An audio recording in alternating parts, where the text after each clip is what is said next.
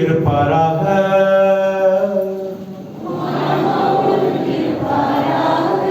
தூய லூக்கா எழுதிய நற்செய்தியிலிருந்து வாசகம்.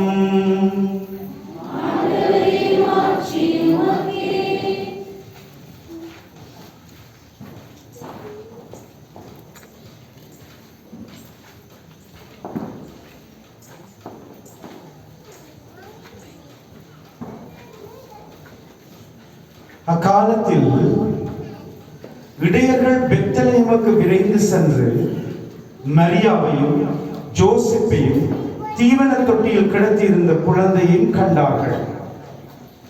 பின்பு அந்த குழந்தையை பற்றி தங்களுக்கு சொல்லப்பட்ட செய்தியை தெரிவித்தார்கள். அதை கேட்ட யாவரும் இடையர்கள் தங்களுக்கு சொன்னவற்றை குறித்து வியப்படைந்தனர். ஆனால் மரியா இந்த நிகழ்ச்சிகளை எல்லாம் தம் உள்ளத்தில் இருந்து சிந்தித்துக் கொண்டிருந்தார்கள். இடையர்கள் தாங்கள் கேட்டவை கண்டவை அனைத்தையும் குறித்து கடவுளை போற்றி புகழ்ந்து பாடிக்கொண்டே திரும்பி சென்றார்கள். அவர்களுக்கு சொல்லப்பட்டவாறு எல்லாம் நிகழ்ந்திருந்தது. குழந்தைக்கு விருத்த சேதனம் செய்ய வேண்டிய 8ஆம் நாள் வந்தது. தாயின் வயிற்றில் உருவாகும் முன்பே வானதூதர் சொல்லியவாறு அக்குழந்தைக்கு இயேசு என்று பெயரிட்டார்கள்.